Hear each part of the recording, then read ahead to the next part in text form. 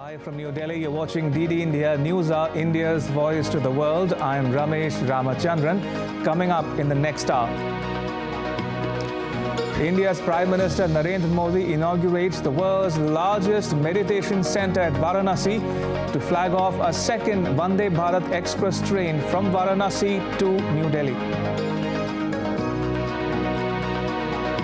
UN Security Council to vote on Gaza's ceasefire today.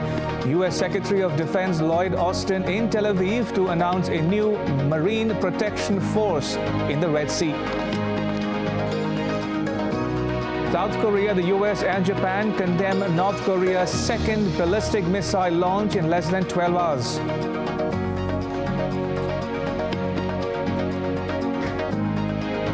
And in sport, FIFA World Cup set for June and July in 2025. The United States to host the first edition of the event.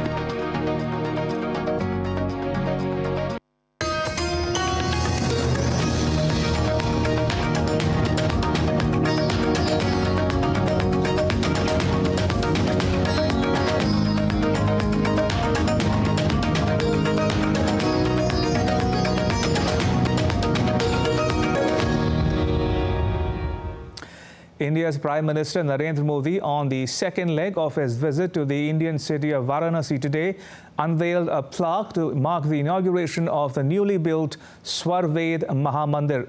The temple is dedicated to Sadguru Sadafal Deoji Maharaj, who is the founder of Vihangam Yoga, an Indian school of yoga and meditation. The Prime Minister paid tributes to the statue of Maharishi Sadafal Deo and also took a tour of the temple complex. The building has 115 lotus petal domes, and Swarved verses are carved on the inner walls of the temple.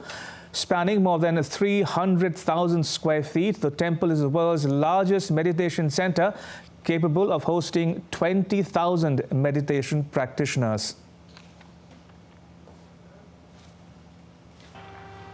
आप संतों के सानिध्य में काशी के लोगों ने मिलकर विकास और नवनिर्माण के कितने ही नए कीर्तिमान गढ़े हैं। सरकार, समाज और संतगण सब साथ मिलकर काशी के कायाकल्प के लिए कार्य कर रहे हैं। आज स्वर्वेद मंदिर बनकर तैयार होना इसी ईश्वरीय प्रेरणा का उदाहरण है। ये महामंदिर महर्षि सदाफल देव जी की शिक्षाओं का, उनके उपदेशों का प्रतीक है। इस मंदिर की दिव्यता जितना आकर्षित करती है, इसकी भव्यता हमें उतना ही अचंभित भी करती है। Prime Minister Modi also participated in the Viksit Bharat Sankalp Yatra in Sevapuri, a rural area of his Varanasi constituency. He also watched a sports event at the Kashi Sansad Khel Pratiyogita 2023.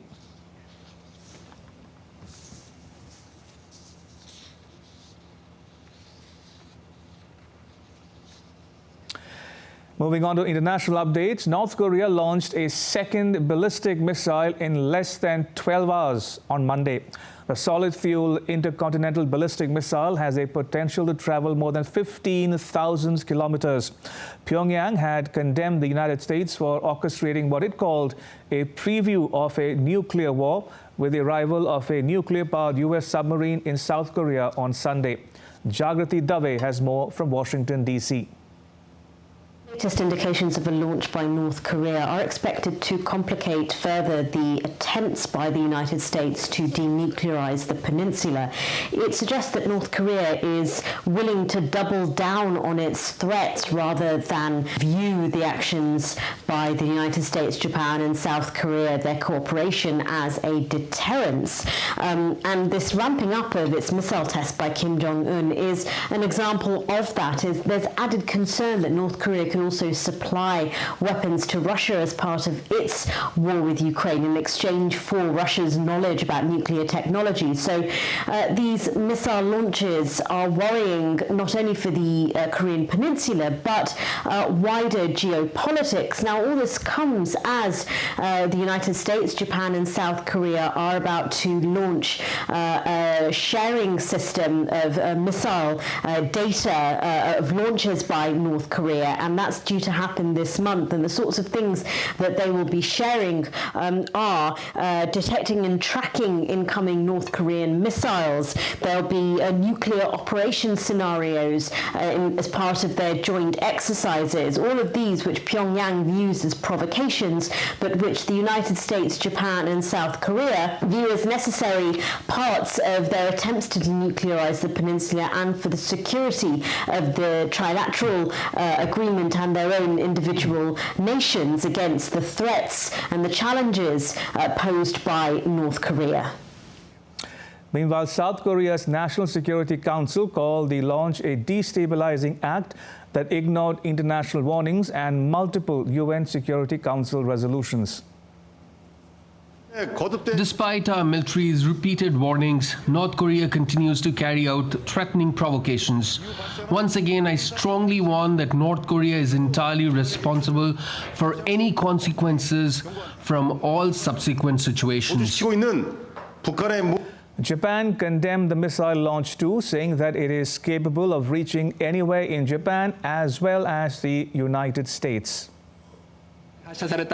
Based on calculations of its flight trajectory, the ICBM-class ballistic missile launched this time has a range of more than 15,000 kilometers, depending on the weight of the warhead, and in that case, it can reach anywhere in the United States. We have strongly condemned North Korea and have made a solemn protest against its actions through diplomatic channels in Beijing. U.S. National Security Advisor Jake Sullivan spoke with his South Korean and Japanese counterparts after the North Korean missile tests. Sullivan said that the U.S. condemns the test as they are a violation of multiple UN Security Council resolutions. Meanwhile, South Korea's defense ministry said that the trilateral missile information sharing system with Japan and the United States is in the final verification stage after North Korea fired ballistic missiles. The three countries had said that a real-time missile information sharing system would become operational this month. In more news from the Indo-Pacific, China's Foreign Minister Wang Yi held talks with North Korea's Vice Foreign Minister Pak Myong-ho in Beijing on Monday. Even though the meeting comes amidst North Korea's missile launches, statements from both sides do not mention the launch. China said that Beijing is willing to strengthen bilateral communication between the two countries, while North Korea said it will continue to strengthen multilateral cooperation to safeguard common interests. Two suspected Chinese weather balloons flew across the sensitive Taiwan Strait on Sunday, but stayed well to the north of the island nation, Taiwan's defense ministry has said. Now, this is the second time in a month Taipei has reported them nearby. Earlier, one was detected on 7th of December. Taiwan is on high alert for Chinese activities, both military and political, ahead of the 13th January presidential and parliamentary elections. Taipei has warned of Beijing's efforts to interfere in the ballot to get voters to pick candidates China may prefer. The ministry's initial judgment is that they were weather balloons, the spokesperson Sung Li Fang said. Still to come on DD India News Hour. The Kerem Shalom border crossing point between Israel and Gaza opens for the first time since the 7th October Israeli-Palestinian conflict. Ukraine and Russia step up attacks on each other's territory, launch a swarm of drones, one killed in the Ukrainian port city of Odessa.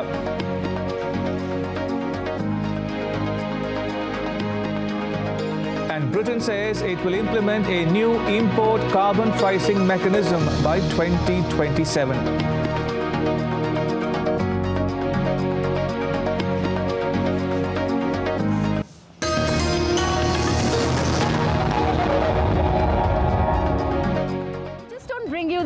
as it unfolds, we get to the heart of the matter. We don't just present facts, we demystify complex social, political and economic events. We break stories that shape the world's present and future because you deserve the truth. I am Tanvi Taneja from New Delhi. I'm Ollie Barrett from London. I'm Nick Harper from Washington, D.C. Join us on DD India Global Monday to Friday at these times.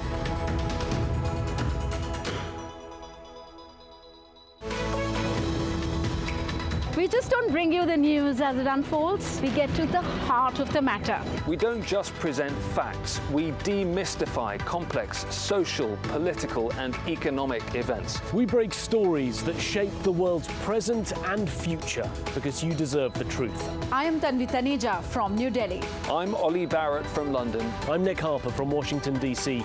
Join us on DD India Global Monday to Friday at these times.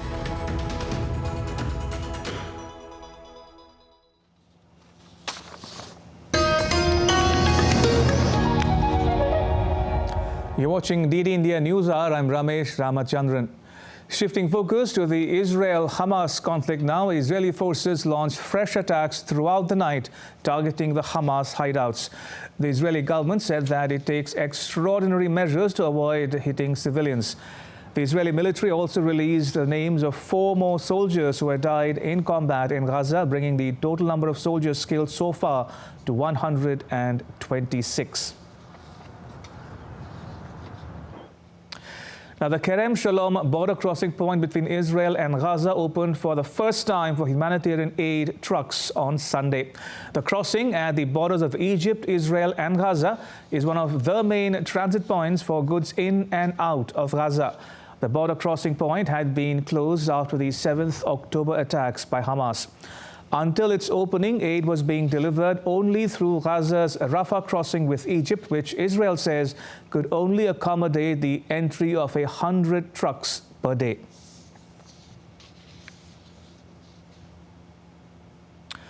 Two Egyptian security sources have said that Israel and Hamas are both open to a renewed ceasefire and hostage release, although disagreements remain on how it would be implemented. Egypt and Qatar, which had previously negotiated a week-long ceasefire and hostage release, insisted on expediting aid and the opening of the Kerem Shalom crossing before any negotiations could begin, the sources said.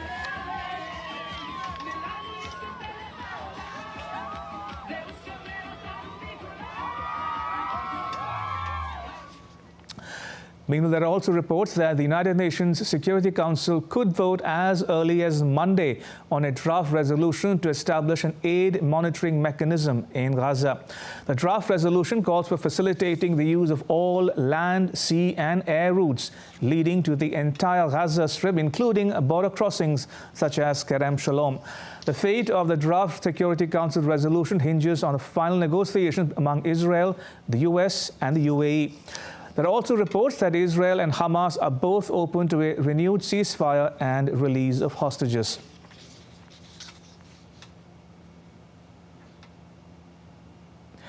As Israel's counter-offensive on the Hamas gained space, the Israeli forces released a video footage on Sunday showing a newly uncovered tunnel. The large concrete and iron girded tunnel was designed to carry carloads of militant fighters from Gaza right up to the Israeli border. Another video showed a brother of Yahya Sinwar, the Hamas leader in Gaza, being driven in a car through the tunnel.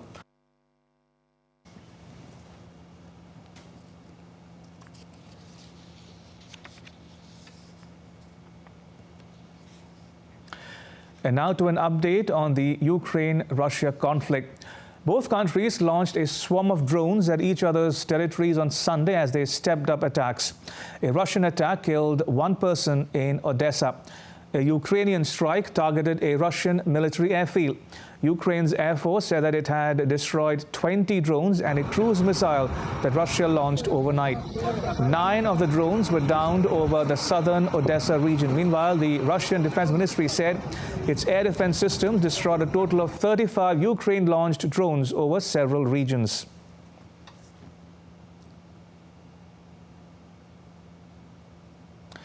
Ukraine's President Volodymyr Zelensky said that Ukraine and the European Commission will soon assess Kyiv's progress on aligning its legislation with the European Union. He said a framework for EU accession talks is expected in the spring. We have the decision of the European Council, for the sake of which we have worked throughout the year, a decision to open negotiations on membership. In the coming days, we will officially launch with the European Commission the process of assessing Ukrainian legislation for compliance with EU legislation, the screening process.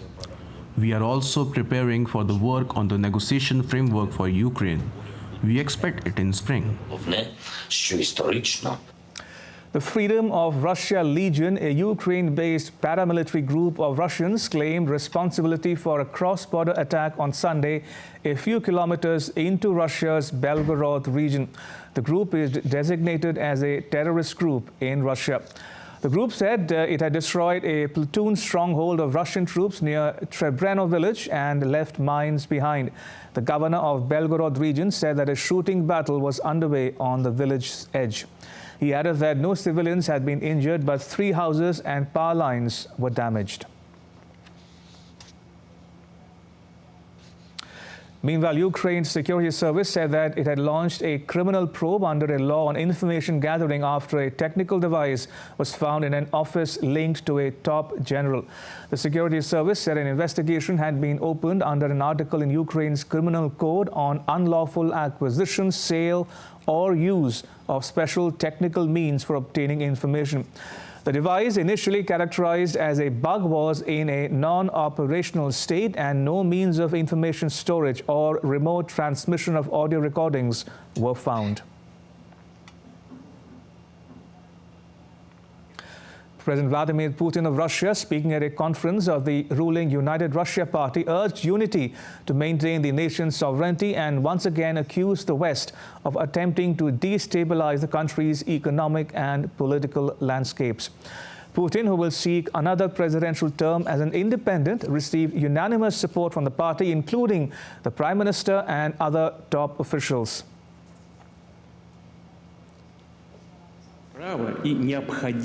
Russia cannot, like some countries, exchange its sovereignty for sausage and become someone's satellite. We must remember and never forget and instruct our children. Russia will either be a sovereign, self-sufficient power, or it will not exist at all. And now take a look at some more stories making news around the world. The conflict between the Sudanese armed forces and a paramilitary called the Rapid Support Forces, which erupted earlier on 15th April, has entered its 9th month, displacing more than 6.7 million people in Sudan. Local shelters in the city of Port Sudan in the eastern part of the country are facing an influx of refugees amid a severe shortage of supplies and limited medical services. A former U.S. lawmaker, George Santos, has threatened to sue comedian and host Jimmy Kimmel and broadcasting company ABC with a cease and desist letter, accusing them of using his Cameo videos without his permission. A Cameo is a service that allows people to pay celebrities to record personalized messages for them. Kimmel had been secretly ordering cameos from Santos and airing them on his show as part of a segment called Will Santos Say It? An 18-meter-tall snowman with a welcoming smile was unveiled in Harbin in northeastern China's Heilongjiang province. More than 100 workers spent around a week constructing the super-sized sculpture with around 2,000 cubic meters of snow. Schools in Beijing reopened on Monday for in-person classes after it was shut last week due to harsh weather. Temperatures in parts of China hit their lowest levels as a cold wave gripped large swathes of the country, affecting normal life. On Monday, the temperatures were recorded at minus 15.5 degrees Celsius.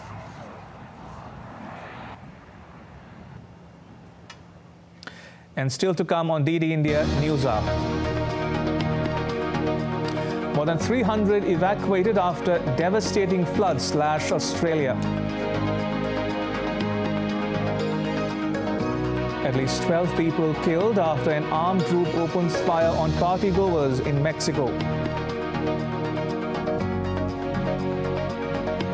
And heavy rains lash India's southern state of Tamil Nadu, disrupts life in some districts.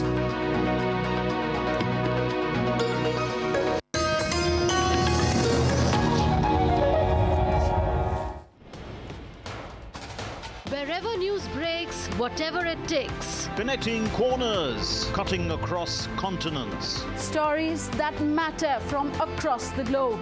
Accurate, authentic journalism that serves you right.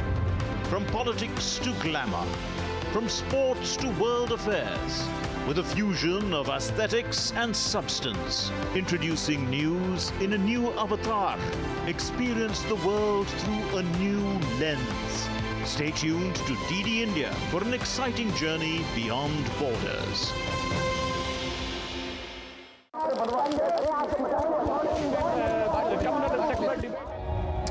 You're watching DD India News Hour. I'm Ramesh Ramachandran. A quick recap of the headlines.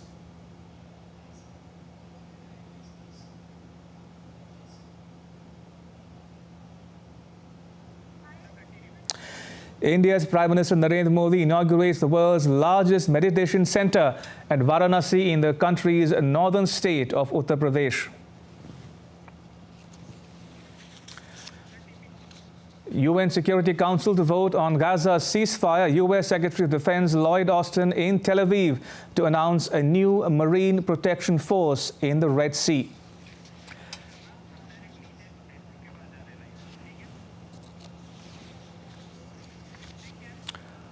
All right, going back to the Indo-Pacific for the latest on developments in Hong Kong. Joining me is my colleague Andrew Wood. Andrew, tell us a bit more about the trial itself. How long will it continue, and what did Jimmy Lai or his lawyers have to say about the charges leveled against him? Well, Jimmy Lai, as you know, was a billionaire. He made his money. He came to Hong Kong as a 12-year-old stowaway. He started a textiles business. He became a billionaire. He started a pro-democracy, anti-Beijing, anti-communist newspaper, and now he's in court and perhaps paying the price for that. He's charged with both sedition under old colonial laws. That he's charged with undermining or criticising the central government through his newspaper, Apple Daily. And he's also charged under national security laws. Now, these laws were imposed a couple of years ago when Beijing cracked down after a lot of pro-democracy protests in Hong Kong. And the national security law charges are of collusion with foreign powers, namely that Mr. Lai is alleged to have encouraged or lobbied American politicians to try to put sanctions on people in Hong Kong, politicians and officials who were part of Beijing's crackdown on dissent and on protest. Also, Andrew, for the benefit of viewers joining us from around the world, why is this trial attracting so much international attention? And what does that tell you about China and the way it's handling the affairs of Hong Kong?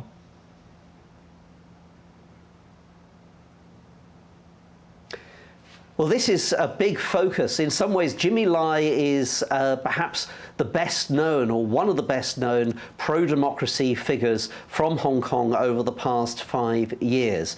He's 76 years old. He's said to suffer from diabetes. He's been in jail already for at least 1,000 days waiting for this trial, which has been delayed many times, in particular as Mr. Lai tried to get permission for a British lawyer to represent him, and Beijing denied this. So America has called on Hong Kong to let him go, saying that Mr. Lai is basically a journalist. By owning his newspaper, he was just expressing freedom of thought. The UK, the Foreign Secretary of the UK, has also called on Hong Kong to release him as well. Remember, Mr. Lai is a British citizen, and also the Foreign Secretary of the UK has said that the national security laws, the courts that are trying Mr. Lai for these these offences, alleged offences, broke basically a lot of the promises that Beijing made back before 1997, when Britain handed Hong Kong back to China, and Beijing was supposed to preserve the freedoms that the Hong Kongers enjoyed that people on the mainland of China did not. Andrew, thank you so much for breaking it down for our viewers. Andrew reporting there from Hong Kong. Thank you, appreciate it. And going to another story we are tracking here on NewsHour, the Israeli-Palestinian conflict. And joining me is another of my colleagues, Trent Murray, who is standing by in Tel Aviv. Trent, what more can you tell us about the latest situation at the Kerem Shalom border crossing point between Israel and Gaza?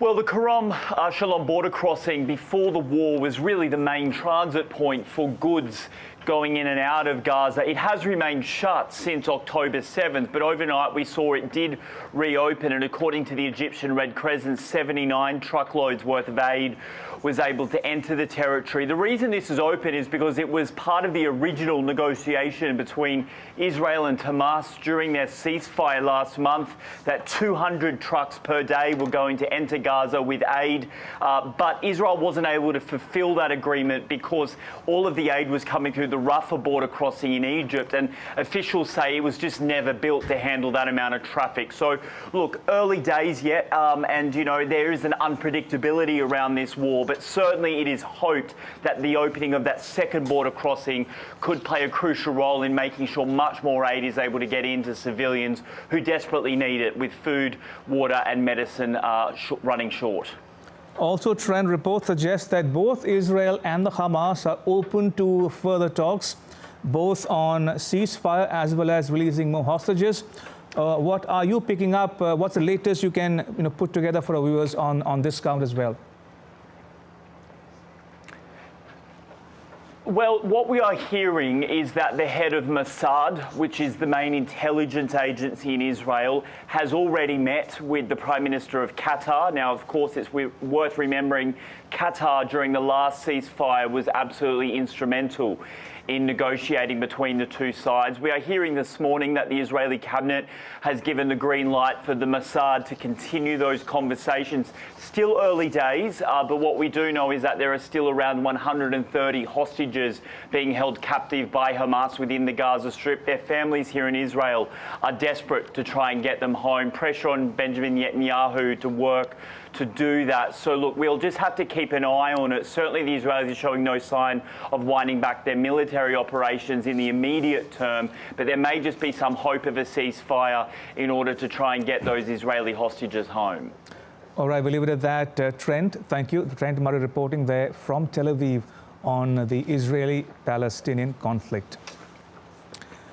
Right, moving on, the UK on Monday said that it would implement a new import carbon pricing mechanism by 2027, with goods imported from countries with a lower or no carbon price having to pay a levy as part of decarbonisation efforts.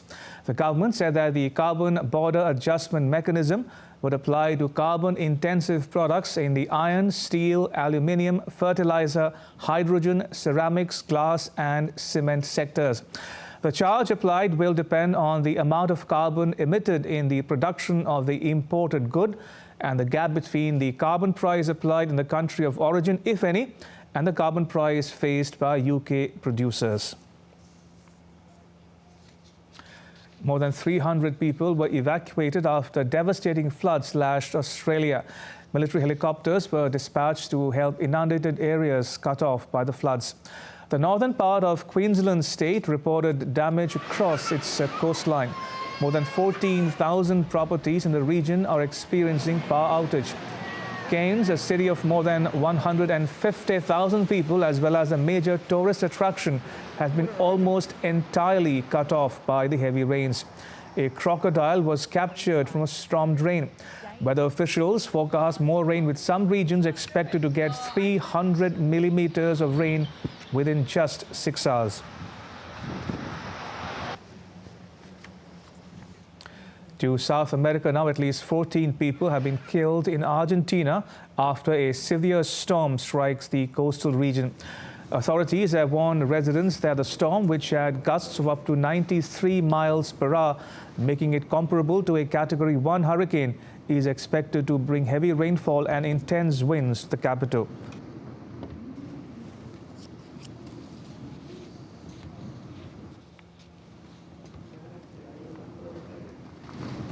To Central America now, where a dozen people were killed in an attack at a holiday party in Mexico when an armed group opened fire on partygoers. The attack took place at dawn in Salvatierra, a town known for its traditional Mexican Christmas party. Guanajuato, home to automotive and aeronautics factories, has become one of the most violent states in the country because of drug trafficking conflicts. And now take a look at some other stories making news in India. India's Minister for Earth Sciences, Kiren Rijiju, announces the launch of India's first winter Arctic expedition in New Delhi. This historic venture holds immense significance as India will navigate the Arctic's critical influence on global climate, sea levels and biodiversity for the very first time. The new COVID subvariant JN1 in the southern Indian state of Kerala has raised new concerns, as experts say it is markedly different from prior versions. The World Health Organization is urging member states to continue the surveillance amid rising respiratory diseases because of this subvariant. People have been advised to follow the COVID-19 protocol. India becomes the first country in the world to demonstrate the capability of engaging 4 aerial targets at one time by using single firing unit at a range of 25 kilometers. The test was conducted by the Indian Air Force using the Akash weapon system. Dense fog blanketed India's union territory of Chandigarh this morning as cold grips the city, and the projections suggest that this trend of low temperature will remain largely unchanged at least until the end of this week.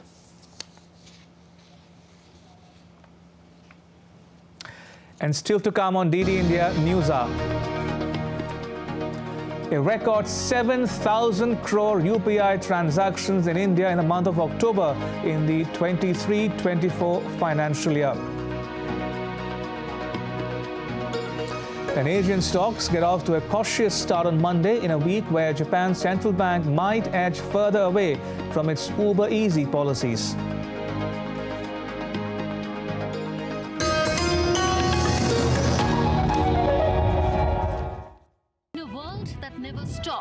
Where information shapes our reality, one app stands out, helps you stay ahead of time. Introducing the DD India app, your gateway to a world of news right at your fingertips. Your most trusted source of news goes global, goes digital. Explore a world of options, top stories, live updates, in-depth analysis, and more. Stay informed wherever you are. Real-time alerts keep you ahead of the curve always. The DD India app, connecting you to the world one story at a time. Download now and explore the world of knowledge, insights, and authentic information.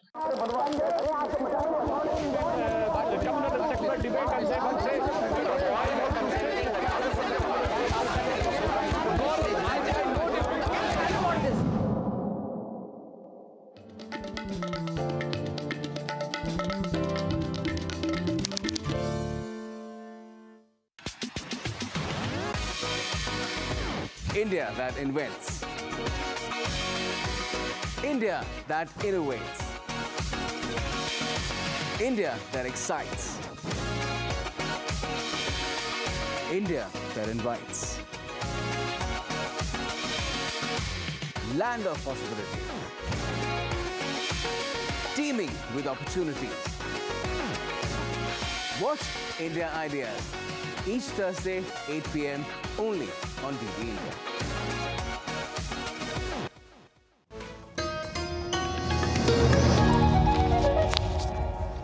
You're watching DD India News Hour. I'm Ramesh Ramachandran. Now take a look at some election-related stories making news around the world. Iraqis began voting on Monday in the first provincial council elections in more than a decade amid calls for a boycott of the vote. About 6,000 candidates will be voting for 285 seats nationwide, this according to the Independent High Electoral Commission. The field includes about 1,600 women for whom a quarter of the seats are reserved. The vote will take place in only 15 of the 18 provinces. Though Egyptian authorities are yet to announce who won last week's election, Abdel Fattah el-Sisi, the incumbent president, is expected to win a third consecutive term. The elections took place at a time when the Arab world's most populous nation, Egypt, is in the midst of an economic crisis and experiencing the effect of the ongoing conflict between the Hamas and Israel. El-Sisi is a former military general who has led Egypt for the past decade with an emphasis on security over democracy. The election, which began on 10th December, is Sisi's third since taking power after overthrowing Egypt's first popularly elected president, Mohamed Morsi, in the year 2013. Morsi won the presidency a year after the toppling of the long-ruling autocrat Hosni Mubarak in a popular uprising. Serbia's President Alexander Vučić claimed victory in a snap parliamentary election, saying that his party is heading for an absolute majority.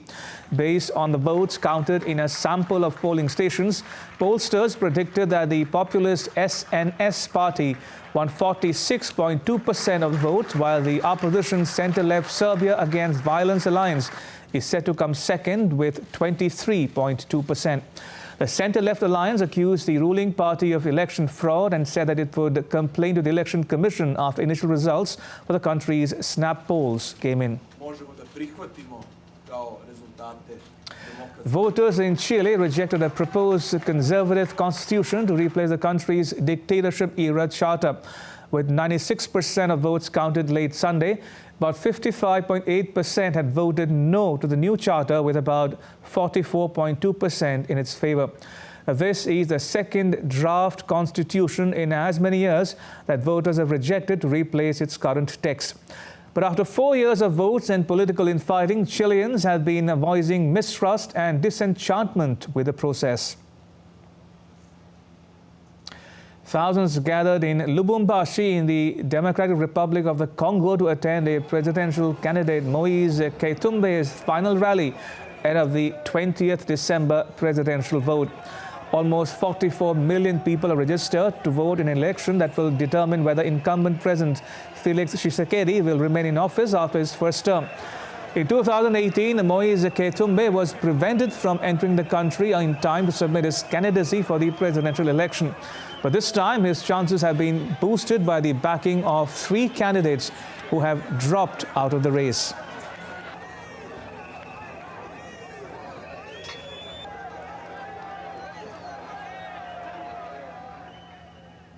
The governor of the U.S. state of Florida and a Republican presidential candidate, Ron DeSantis, said that he would build a border wall if he's elected the U.S. president in 2024.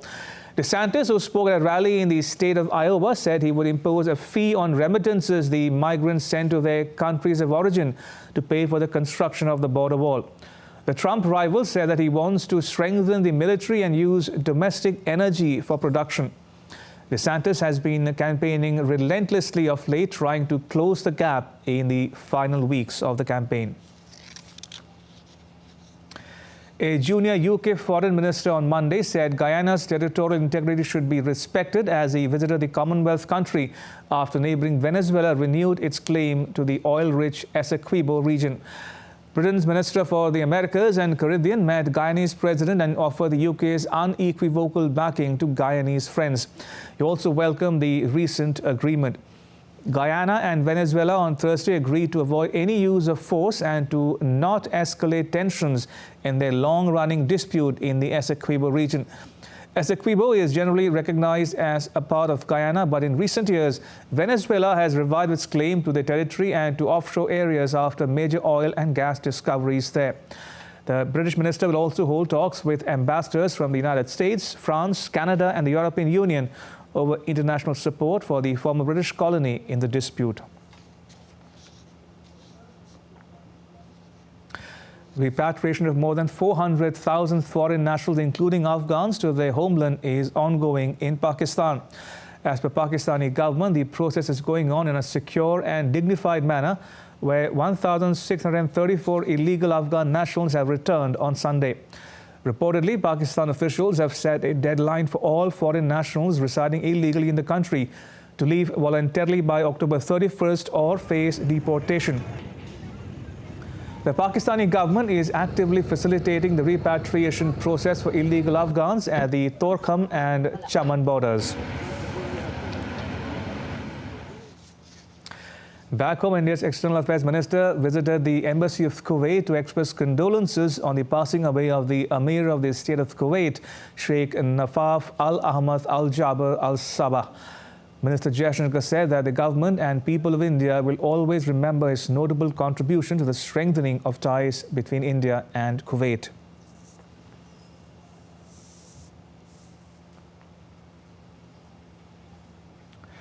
Heavy rains lash India's southern state of Tamil Nadu, disrupting daily life in some districts. The unprecedented rainfall has led many areas to witness knee-to-waist deep water. Local authorities have declared a holiday for all schools and colleges. Water entered several houses in low-lying areas and also led to waterlogging of roads. The Met Department warns of heavy to very heavy rainfall to continue over the state in the coming days.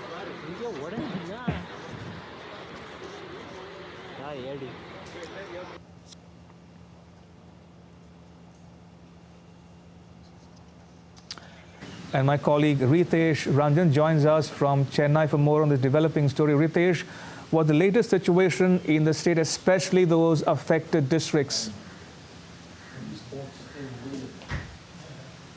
A very heavy rain under the influence of cyclone circulation lashed out the 4 districts of Tamil Nadu, southern district of Tamil Nadu, Thoothukudi, Tirunelveli,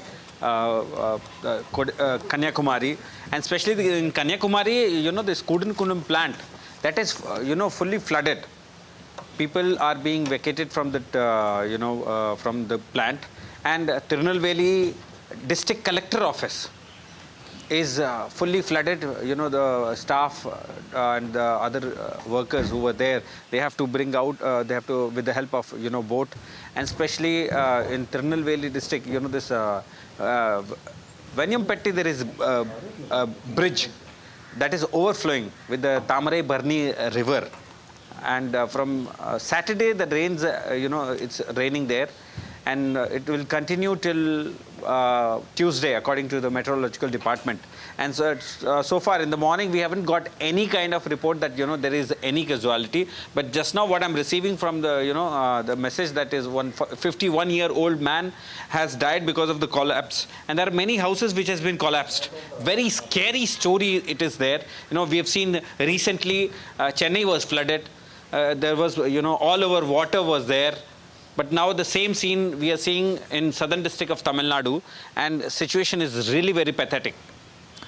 And what kind of preparations, Ritesh, have been made at the local level in the affected districts in particular to minimize the impact of the rains? National NDRF team have been deployed yesterday itself, and from yesterday itself they have started working. They are actually cleaning where the water logging problem is there, so that water can flow from the city, flow out from the houses.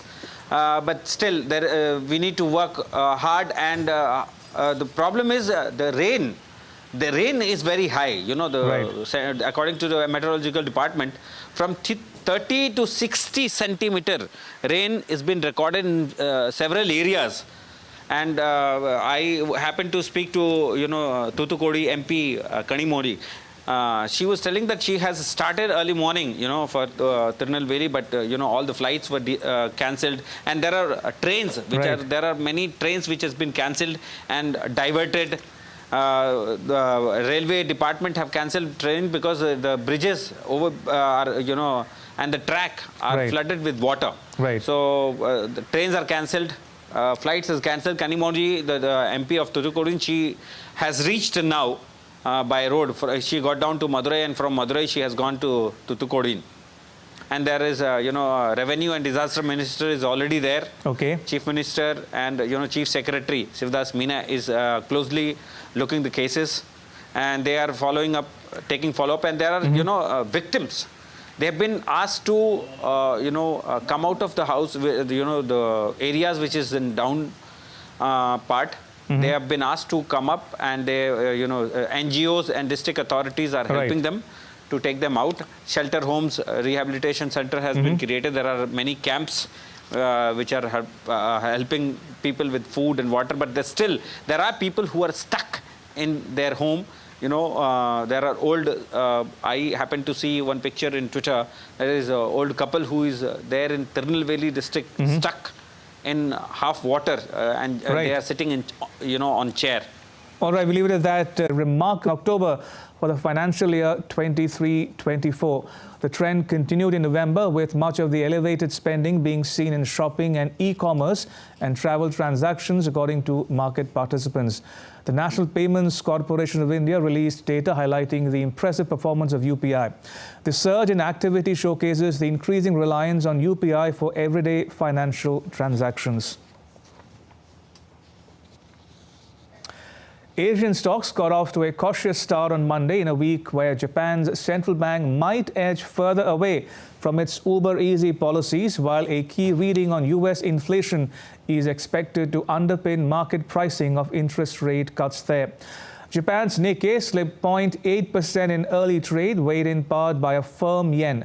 South Korea's main index was flat.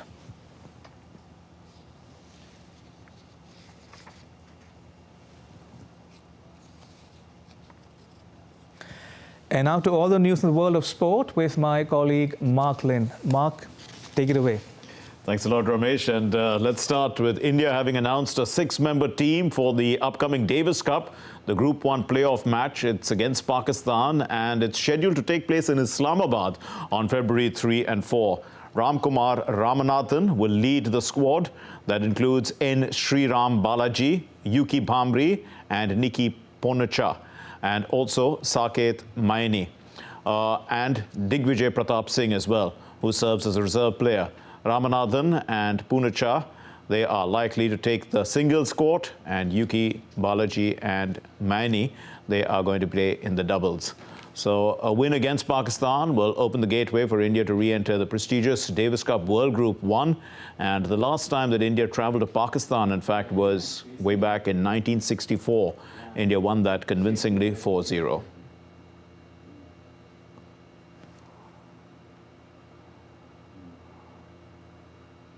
FIFA's Club World Cup in 2025 is set to feature 32 teams, and it's going to be played from the 15th of June to July 13th in the United States, while a new Intercontinental Cup will be played annually from next year. The FIFA Council also decided that Chile will host the Under-20 World Cup in 2025, while Poland will host the Under-20 Women's World Cup in 2026. Let's look at the story. The World Soccer's governing body has chalked out the roadmap for the revamped Club World Cup. FIFA President Gianni Infantino said that Club World Cup in 2025 is set to feature 32 teams, and it will be played from June 15 to July 13 in the United States. Well, in 2025 we will have a new club competition, a competition which will crown the world champion of the club, which is the best club in the world officially, with a title and a trophy delivered by FIFA. This new competition will be called Mundial de Clubes in Spanish, and it will take place in the United States of America from the 15th of June to the 13th of July 2025. The United States will host the 2025 edition of the expanded event, which will be held every 4 years thereafter. The tournament will have 8 groups of 4, with the top 2 teams from each group going through to the knockout stages. Europe will have 12 teams in the new competition, and South America will have 6, while Africa, Asia and North America will have 4 each. Oceania has 1 slot, while the final slot will be allocated to a club from the host country.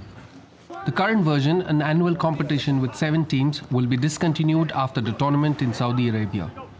Infantino said a new international cup will be played annually from next year.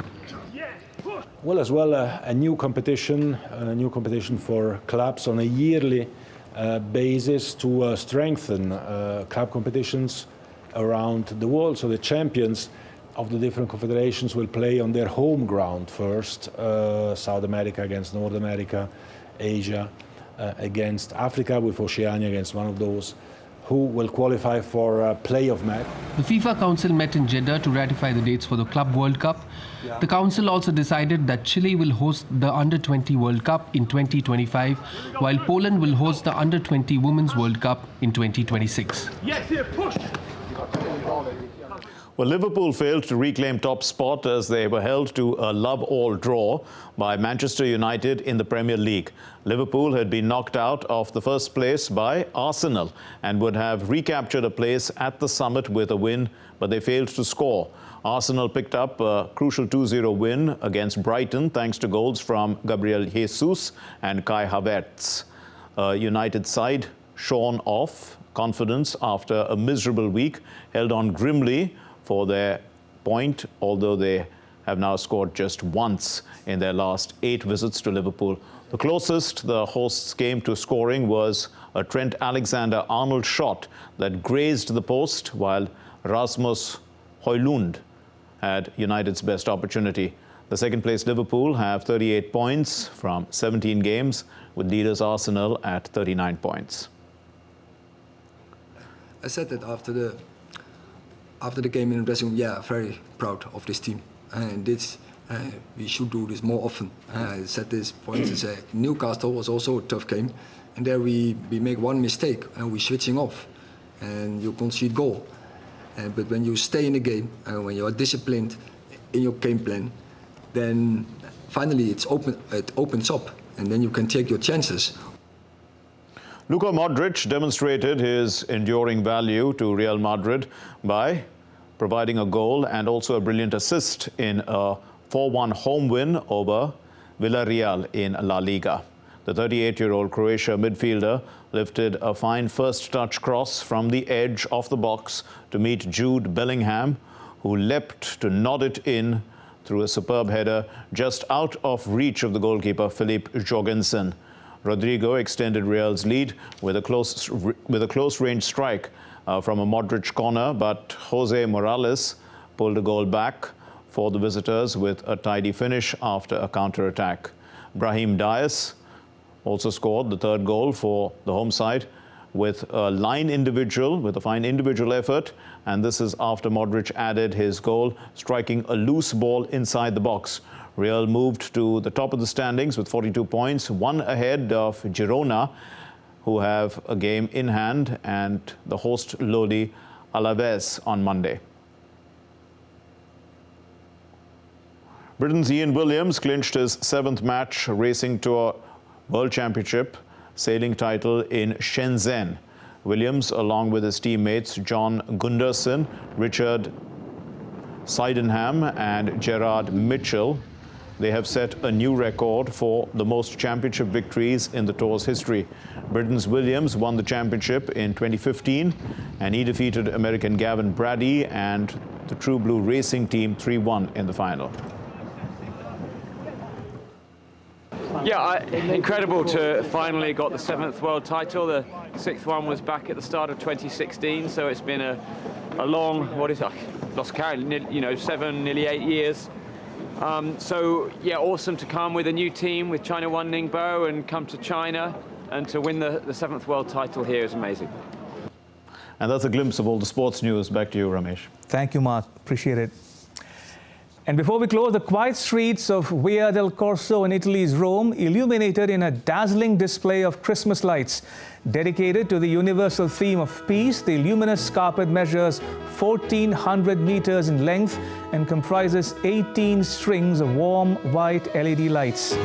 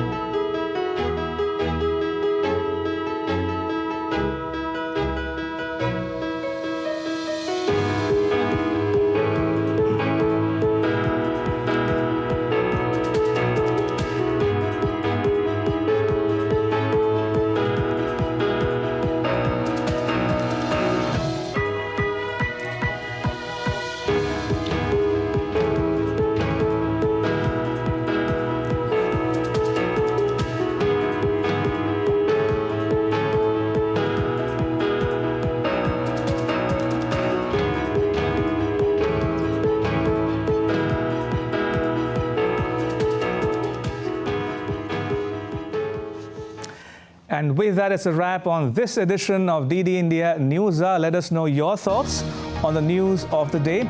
You can connect with us on Facebook, X and Instagram. You can also check out our website, ddindia.co.in.